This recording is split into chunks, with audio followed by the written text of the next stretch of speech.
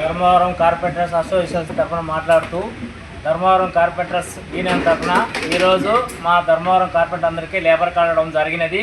ఈరోజు దాదాపుగా 30 మంది లేబర్ కార్డు పంచడం జరిగినది. ఇంకా 70 మంది లేబర్ కార్డు వచ్చినాయి. వాళ్ళు కూడా ప్రతి ఆదివారం వచ్చి మళ్ళీ ఆదివారం వచ్చి లేబర్ కార్డు తీసుకోవాల్సిందిగా కోరుచున్నాము. జై కార్పెంటర్, జై కార్పెంటర్, జై కార్పెంటర్.